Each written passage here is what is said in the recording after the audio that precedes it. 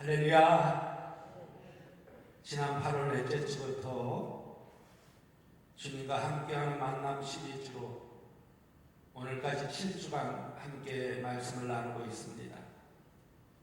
지난 6주 동안 우리들이 주님과의 첫 만남을 기억하며 주님과 친밀한 교제 속에 하나님을 갈망하고 그 갈망 속에 성령님의 임재를 경험하며 그 만남 속에 거듭남을 통하여 주님과 함께 동행하며 참된 기쁨과 영원한 즐거움을 얻게 된다고 하였습니다. 오늘은 2025년 주님과 함께하는 만남 시리즈 마지막으로 저를 따라해 주시기 바랍니다. 주님과 교제하는 명절을 보냅시다. 주님과 교제하는 명절을 보냅시다라는 제목으로 함께 살펴보면서 말씀의 은혜를 나누고자 합니다.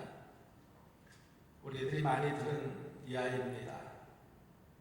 1954년 노인과 바다라는 소설로 노벨 문학상을 수상한 미국의 대문호 해밍웨이의 이야기입니다.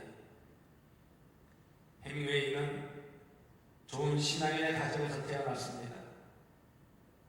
물론 나중에 그의 아버지가 곤충으로 자살하는 충격적인 사건을 겪어야 했지만 그는 어렸을 때부터 교회학교에서 찬양대 가운을 입고 노래를 부르는 아주 똑똑한 소년이었습니다. 그런데 성인이 되면서 그는 점점 신앙에서 멀어지고 말았습니다. 그의 어머니는 신앙에서 멀어진 아들을 보면서 안타까운 마음으로 신앙으로 돌아와야 한다고 다시 타일렀습니다. 그렇지만 그는 아버지를 죽게 만든 것이 바로 어머니 때문이라고 생각하고 그 어머니의 말을 듣지 않았습니다. 어머니가 신앙으로 돌아와야 한다고 자꾸 권면하자 한 번은 해밍웨이가 어머니에게 이렇게 편지를 썼다고 합니다. 어머니, 나는 예수도 믿고 하나님도 믿어요. 그러니 남부럽게 이 편지 누구한테도 보이지 말아요. 물론 그는 예수님을 떠났습니다.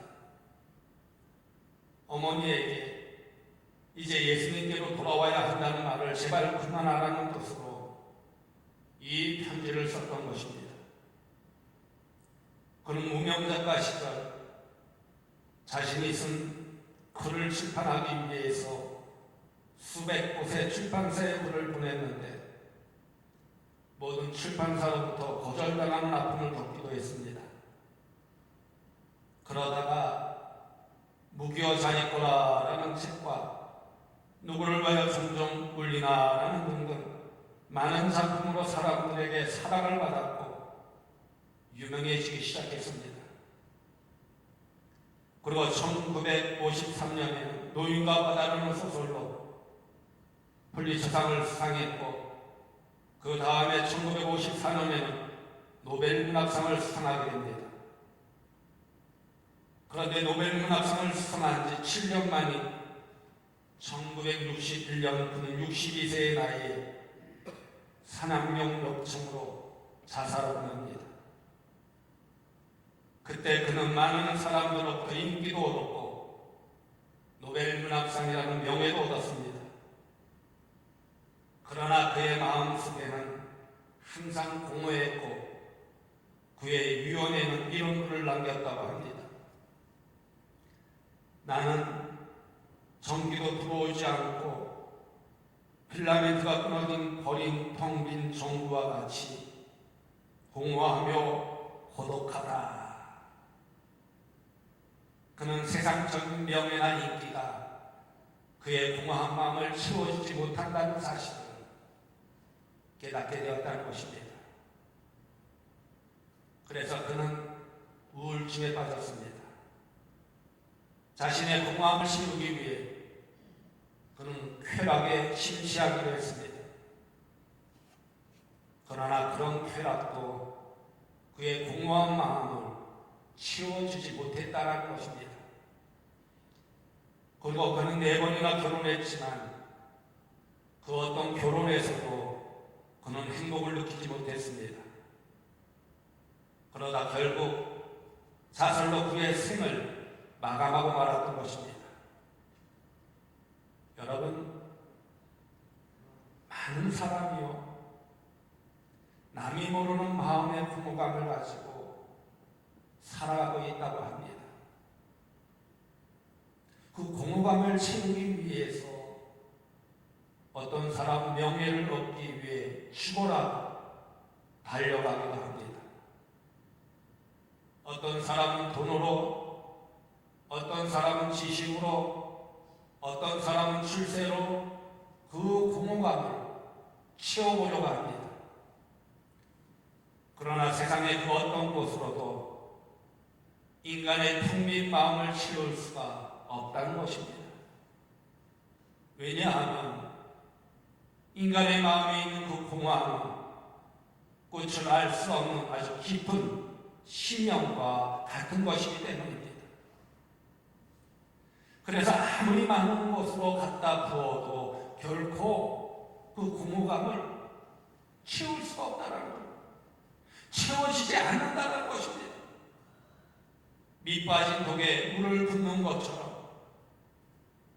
잠깐 후면 또다시 이 공허감에 사로잡혀만 다는 것입니다. 그 가운데 어떤 사람들은요, 종교를 통해서 그 마음의 공허감을 채우려고 하는 사람도 많이 있습니다. 그래서 교회도 열심히 나옵니다. 열심히 봉사도 하고 열심히 찬송하기도 합니다. 그러면 뭔가 만족이 있을 것 같고 내가 내 마음속의 그 공허함을 채울 것 같이 생각합니다. 그러나 여러분, 기억하시기 바랍니다. 종교나 그 어떤 종교적인 열심으로도 그 텅 빈 마음을 채울 수가 없다는 것입니다. 오직 그 마음의 공허감을 채우는 방법은 하나가 있는데, 주님과 함께 깊은 만남이 있어야 된다는 것입니다. 주님과의 만남을 통해서 그 공허감을 채울 수가 있다는 것. 그래서 주님을 만나지 못한 종교, 주님과 만나지 못한 예배, 주님과 만나지 못한 헌신은 우리를 여전히 이 공허하게 만든다는 것입니다. 여러분, 오늘새 내일은 2025년 추석명절입니다. 추석명절은 민족의 명절이자 가족들과 친지들이 모여서 정다운 웃음과 따뜻한 정을 나누는 시간입니다. 그러나 이 소중한 시기에 우리가 기억해야 할 것은 바로 주님과의 만남을 통해 주님과 교제하는 명절이 되어야 한다는 것입니다. 그러기 위해 명절을 통해서 주님과의 친밀한 만남과 교제를 나누며 풍성한 영적 축제를 만들어가는 여러분이 되어주시기를 간절히 소망합니다. 오늘 본문 말씀을 보십시오. 왕이신 나의 하나님이여, 내가 주를 높이고 영원히 주의 이름을 송축하리이다. 내가 날마다 주를 송축하며 영원히 주의 이름을 송축하리이다. 여호와는 위대하시니 크게 찬양할 것이다. 그의 위대하심을 측량하지 못하리로다 라고 했습니다. 여기서 주의 이름으로 송축하리이다 라는 말은요, 하나님께 감사한다는 말씀입니다. 그러므로 우리가 명절을 보내기에 앞서 하나님께 감사하는 마음으로 시작해야 된다는 것입니다. 이처럼 추석은 우리 조상들의 은혜와 자연의 축복, 가족들과의 만남을 통해서 감사한 마음을 갖게 하는 교제의 절기라는 것입니다. 그러면 이때 우리가 먼저 생각해야 될 것이 무엇일까요? 그것은요, 우리가 받은 모든 것이 하나님께로부터 왔다는 사실입니다. 우리의 생명과 건강, 먹을 것, 가족과 사랑 모두가 하나님이 주신 은혜라는 것입니다. 그러므로 추석 명절을 시작하는 지금 이 순간부터 하나님께 감사와 찬양을 드리며 축복의 시간으로 시작해야 된다는 것입니다. 이것이 바로 복되고 기쁜 명절을 보내는 첫걸음이라 할 수 있을 것입니다. 이런 이야기가 있습니다. 옛날 한 작은 마을에 아주 지혜로운 할머니가 계셨습니다. 명절이 다가오자 모든 가족이 풍성한 음식과 즐거운 시간으로 명절을 보내고 싶어 했습니다. 그렇지만 할머니는 늘 이렇게 말씀하셨습니다. 명절은 풍요로운 것만으로 기쁨이 아니라 하나님께 감사하는 마음이 가장 중요하단다. 그러던 어느 날 명절 아침 가족들이 함께 식탁에 앉으면서 각자 이 감사의 마음을 나누었습니다. 한 가족은 건강과 가족의 사랑에 감사했고, 또 다른 가족은 하나님이 주신 자연과 농산물에 감사했습니다. 그러자 할머니는 조용히 눈을 감으며 이렇게 말했다고 합니다. 우리의 감사하는 마음은 바로 복이고 진정한 기쁨이기에 하나님께 감사드릴 때 그 기쁨과 평안과 행복이 찾아온단다. 가족들에게 이렇게 말씀했다는 것입니다. 그날 이후 그 가정은 명절마다 감사의 마음을 가득 담아서 기도하며 하나님께 감사하는 습관을 가졌습니다. 그래서 그들은 풍성한 것보다 더 중요한 것이 하나님께 감사하는 마음이라는 것을 깨닫고 명절 때마다 복되고 기쁜 날이 되었다는 이야기입니다. 오늘 영상도 마찬가지입니다. 가족들이 함께 감사하는 마음으로 한번 가져보세요. 하나님께 감사하는 마음. 지난 한 해 동안 우리 가족을 지켜주셨던 그 하나님의 은혜에 감사하면서 하나님을 찬양하는 추석 명절 아침이 되어보시기 바랍니다. 그럼 더욱 복되고 더욱 기쁘고 더욱 행복한 추석 명절이 될 것입니다. 여러분, 하나님께 감사하는 마음이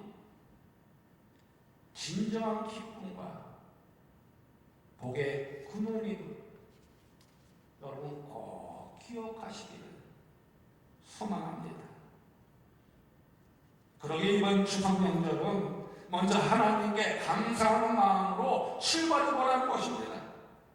바로 그럴 때 이번 추석 명절을 통해서 여러분 마음속에, 여러분 가정 안에 진정한 기쁨과 축복이 넘쳐나게 된다는 것입니다. 다음으로 추석 명절은요, 가족과 친지, 이웃과의 만남으로 하나님의 사랑을 실천하는 교제의 절기라는 것입니다. 그래서 명절이 되면 가족과 친구, 이웃과 함께하는 따뜻한 교제 시간을 가지게 됩니다. 그러나 인간적인 만남만으로 끝나는 것이 아니라 하나님의 사랑을 실천하는 계기로 삼아야 한다는 것입니다. 그래서 가족 구성원 모두가 서로를 위해 기도하여 주면서 사랑과 용서로 하나가 되어야 한다는 것입니다. 특히 친지와 친구들에게는 하나님의 사랑을 전하면서 용서와 화해를 이루는 시간이 되어야 한다는 것입니다. 바로 이것이 주님과 함께 주님과의 만남으로 교제하는 명절이라는 것입니다. 이런 이야기가 있습니다. 옛날 한 교회 교인이셨던 할머니는 명절이나 가족 모임 때마다 항상 이렇게 말씀하셨다고 합니다. 하나님의 사랑은 이웃을 사랑하는 것에서 시작해야 된단다. 하나님의 사랑은 이웃을 사랑하는 것에서부터 시작해야 된다는 거예요. 할머니는 특히 이웃을 위해 작은 친절과 사랑을 실천하는 것을 아주 중요하게 생각했습니다. 어느 해 명절 때 할머니는 멀리 떨어진 이웃집에 따뜻한 떡과 과일을 드리면서 이것이 바로 하나님의 사랑을 실천하는 길입니다 라고 이야기했습니다. 그러자 이웃집 가족들은 감사를 표하면서 그로부터 작은 도움이나 따뜻한 말 한마디로 서로를 돌보며 사랑을 나누게 되었다는 것입니다.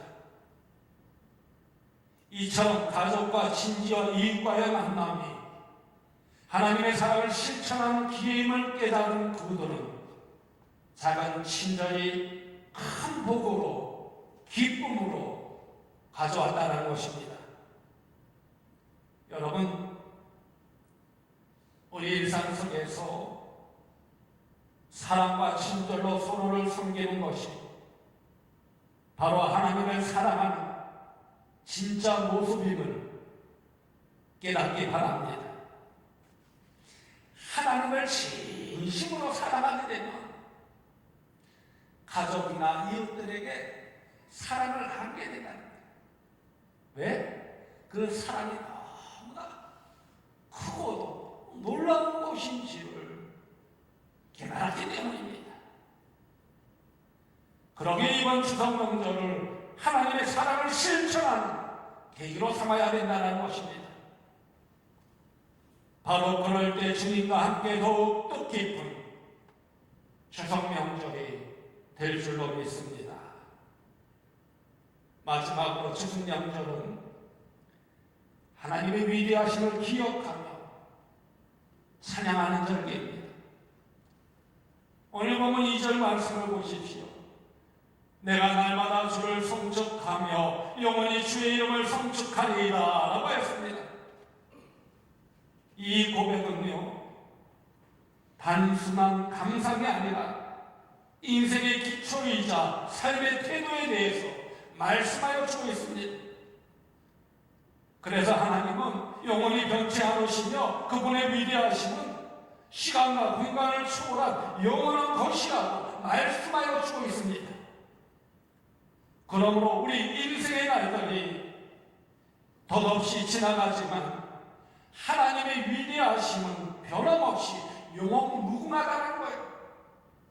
지금도 하나님은 우리와 함께 살아 역사하고 계시다는 것입니다. 그러면 우리는 매일매일의 삶 속에서 어떤 시험과 어려움이 닥칠 때마다 하나님이 얼마나 큰 분이시며 우리 인생을 붙드시고 역사하시는 분인지 꼭 기억해야 된다는 것입니다. 바로 그 기억은 우리로 하여금 주님과 함께 찬양하는 삶을 살게 하는 힘이 된다는 것입니다. 그래서 오늘 보면 3절 말씀을 보십시오. 여호와는 위대하시니 크게 찬양할 것이라 그의 위대하심을 측량하지 못하리로다 라고 하였습니다. 이 말씀은 여러 세대를 통해 하나님께서 행하신 일을 그 위대하심이 계속해서 전해지고 있다는 사실을 보여주고 있습니다. 그러므로 우리가 추석 명절을 보내는 동안 우리 가정과 교회, 사회 속에서도 하나님의 은혜와 사랑의 역사가 이어지고 있다는 사실을 꼭 기억하라는 것입니다. 그 사실을 믿고 의지하며 추석 명절을 보낼 때 주님과 깊은 만남이 이루어지게 된다는 것입니다. 여러분, 오늘 우리가 함께 묵상한 오늘 본문 말씀을 다시 한번 보시기 바랍니다. 왕이신 나의 하나님이여, 내가 주를 높이고 영원히 주의 이름을 송축하리이다. 내가 날마다 주를 송축하며 영원히 주의 이름을 송축하리이다. 여호와는 위대하시니 크게 찬양할 것이다. 그의 위대하심을 증명하지 못하리로다. 이 말씀이 여러분들에게 큰 위로가 되고 도전이 되기를 간절히 소망합니다. 이 말씀은 주께서 얼마나 크고 위대한 분이신가 고백하는 찬양의 시입니다. 그러기에 우리가 이번 추석 명절을 맞이하여 다시 한번 주님과의 만남을 통해 평안을 누리며 그 끝인 사랑과 은혜를 깊이 나누는 시간이 되기를 소망합니다. 여러분, 추석은 가족과 이웃, 친지들과 함께하는 아주 소중한 시간이지만 바로 그 중심에 늘 누가 함께 계셔야 하느냐? 주님이 함께 계셔야 된다는 거예요. 주님이 함께 하기를 원하신다는 것입니다. 그러므로 주님과 함께하는 삶은 모든 만남과 가정을 축복으로 채우시며 하나님의 그 크신 은혜라는 것입니다. 오늘 말씀처럼 우리 또한 항상 주를 순축하며 주의 위대하심을 마음껏 찬양하는 삶을 살아가길 소망합니다. 그래서 우리 가정과 만남이 주님을 높이는 찬양의 삶이 되게 하시고 주님과 함께하는 추석 명절이 되도록 인도해달라고 기도하시기 바랍니다. 그 가운데 주님과 함께 주님과의 만남을 통해 주님께서 우리와 함께 하시며 우리의 기쁨과 감사와 평안을 배가시켜 주실 줄로 믿고 의지하며 나아가는 여러분 되어주기를 간절히 소망합니다. 그 안에서 우리의 삶과 만남이 주님과 함께 하나님의 기쁘신 사랑과 감사로 나누는 복된 시간들이 되어주시기를 주님의 이름으로 간곡히 축원드립니다. 우리 다같이 약속이라는 찬양을, 은혜라는 찬양을 함께 찬양하도록 하겠습니다.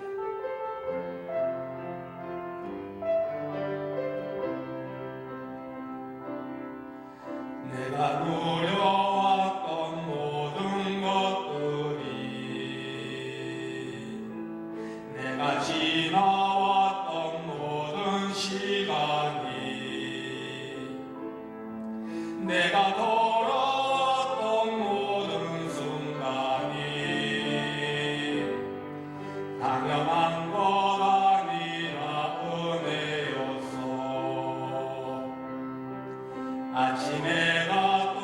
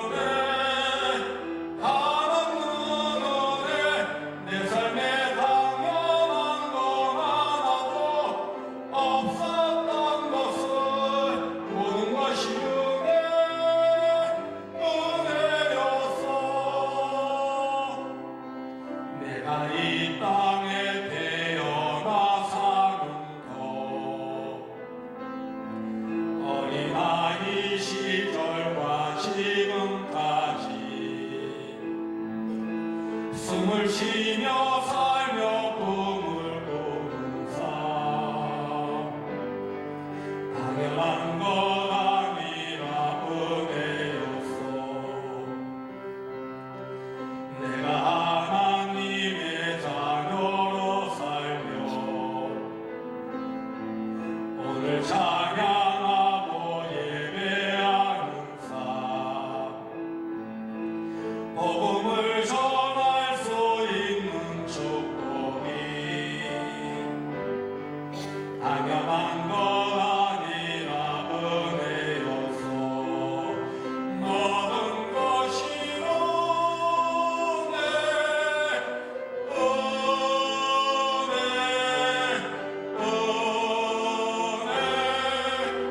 하나님 은혜 내 삶에 당연한 건 하나도 없었던 것을 모든 것이 은혜 모든 것이 은혜 모든 것이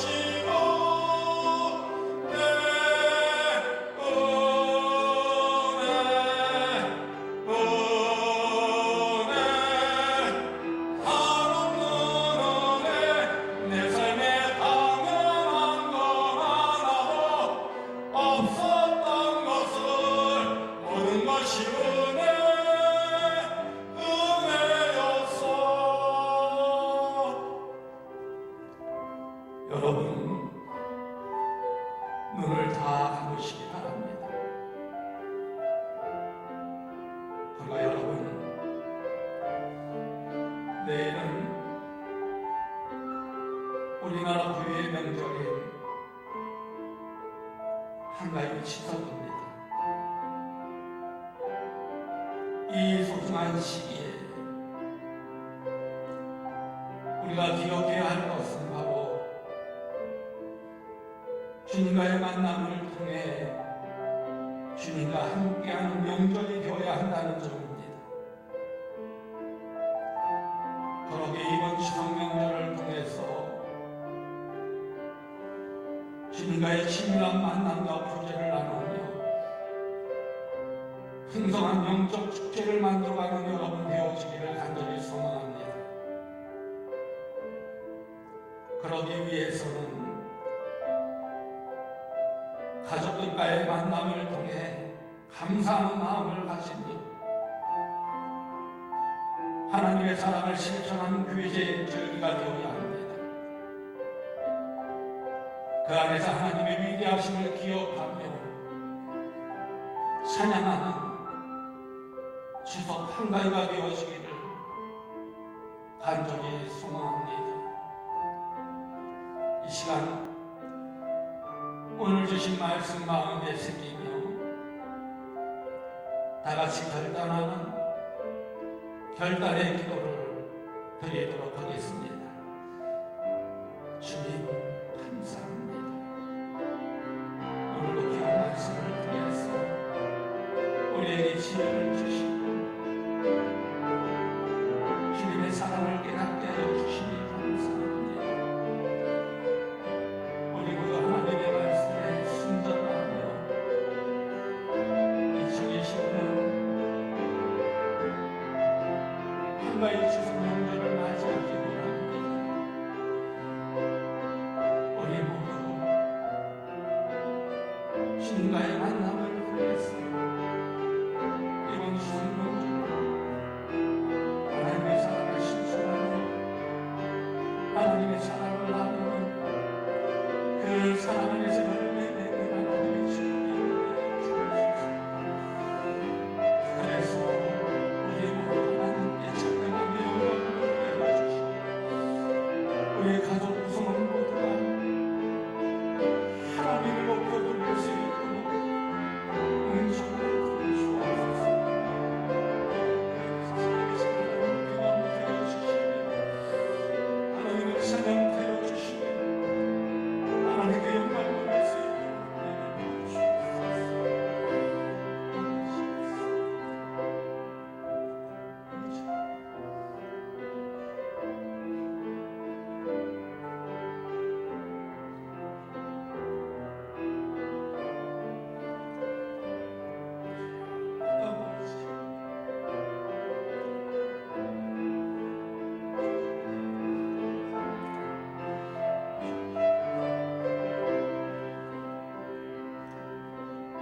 언제나 우리를 사랑하시는 하나님의 그것이 사랑과 은혜에 감사를 드립니다. 이번 추석 명절을 맞이하여 주님과의 만남을 통해 주님과 함께 가족들과 이웃들에게 교제하는 절기가 되기 원합니다. 그러기 위해 이번 추석 명절이 단순히 인간적인 만남이 아니라 우리를 불쌍히 여기시고 구원하신 주님의 은혜를 나누는 따뜻한 구제의 시간이 되게 하여 주옵소서. 그래서 영원히 변치 않으신 하나님의 위대하심을 기억하며 찬양케 하여 주옵소서. 그 가운데 여러 세대를 통해 하나님께서 우리 가운데 행하신 모든 일들을 계속해서 이어가는 삶이 되게 하여 주옵소서. 그래서 주님을 더 가까이 하며 주님과 함께 주님과 더불어 교제하는 추석 명절이 되게 하여 주옵소서. 그리고 주님과 함께 감사와 찬양과 기쁨과 사랑이 넘치는 추석 명절이 되게 하여 주옵소서. 그 안에서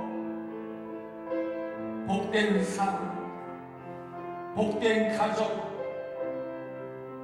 복된 교회, 복된 나라를 이루어가는 자녀들이 되게 하여 주옵소서.